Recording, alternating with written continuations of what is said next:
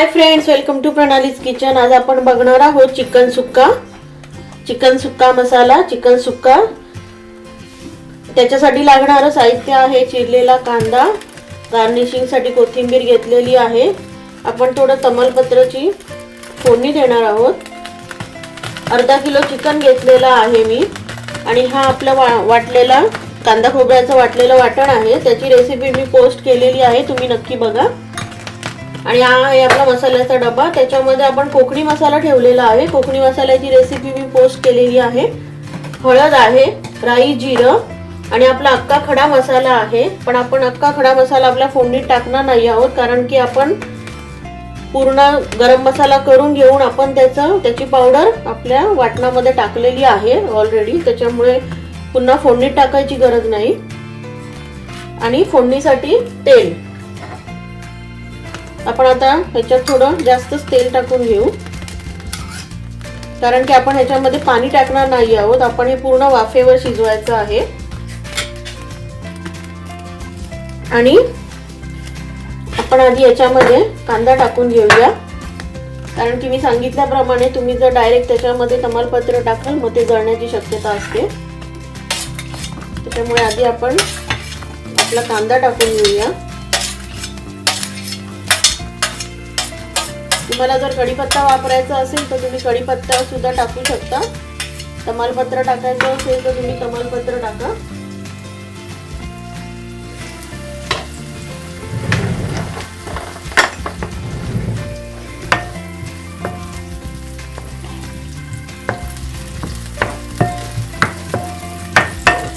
हे बघा, आता आपला कांदा थोडा फ्राय होते।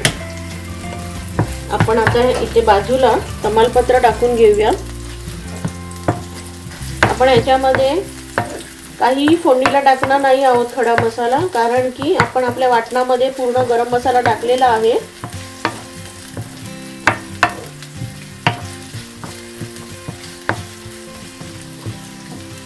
चिकन कापून स्वच्छ धुवून त्याचे बारीक तुकडे करून ते चांगलं स्वच्छ करून घ्या।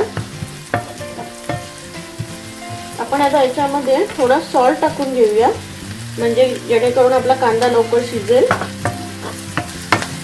आपण याच्यात टोमॅटो प्युरी किंवा टोमॅटो टाकणार नाही आहोत। तुम्हाला जर टाकायचं असेल तर तुम्ही तो टाकू शकता, पण त्याची चव थोडी चेंज होईल।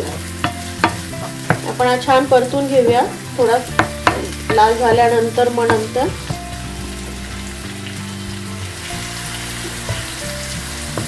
आपला मसाला हा थोडा लाल होतोय। आपण थोडी त्याच्यामध्ये हळद टाकून घेऊ।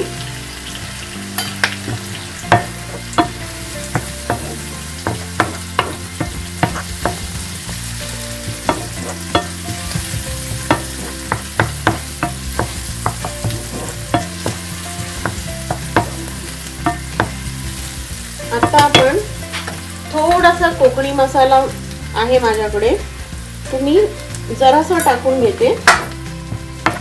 आणि थोडा कांदा परतल्यानंतर मी त्याच्यात पटकन हे चिकन टाकणार आहे, नाहीतर आपला मसाला जळण्याची शक्यता असते।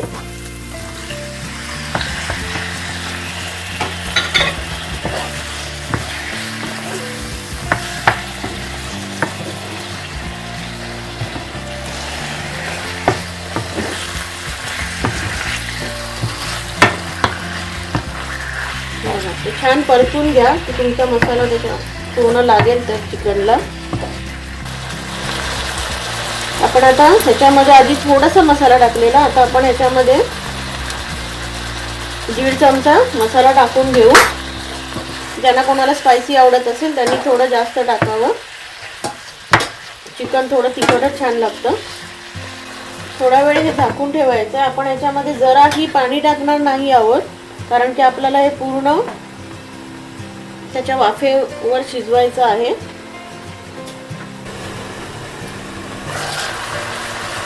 आपलं चिकन छान शिजत आलेलं आहे। आपण ह्याच्यामध्ये वरून आलं लसूणची पेस्टही टाकणार नाही आहोत, कारण की आपल्या कांदा खोबऱ्याच्या वाटणामध्ये आपण ती ऑलरेडी टाकलेली आहे। आपण आता थोडं याच्यात वाटण टाकून घेऊया।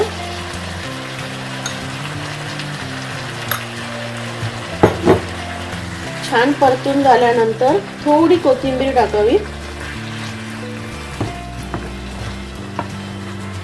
आता हे छान परतून घ्या आणि 15 ते 20 मिनिटं छोट्या आचेवर आपण ते फ्राय करून घेणार आहोत चांगलं. आणि त्याला पाणीही सुटणार आहे.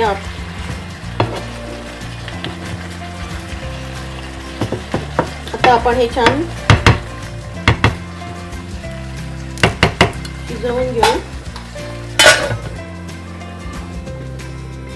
आता आपण आपला चिकन सुक्का तयार झालाय का बघूया. आपण याच्यात जराही पाणी टाकलेलं नाहीये, ते त्याच्या वाफेने पाणी सुटलेलं आहे. आता आपण हे पूर्ण यातलं पाणी त्याच्यामध्ये मुरून देणार आहोत. आता आपण त्याच्यावर झाकण ठेवायचं नाहीये.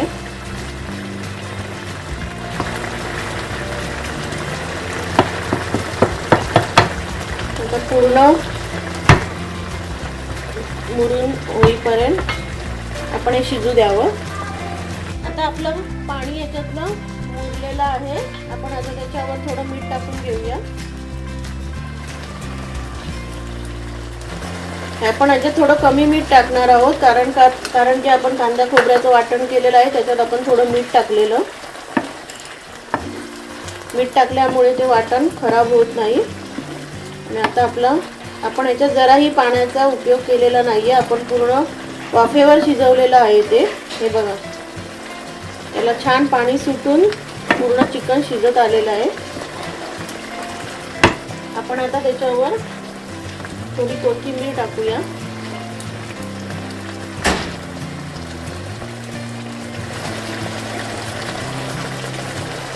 आपण थोडी त्याच्यावर कोथिंबीर टाकून घेऊ आणि थोडं झाकण ठेवून देऊया.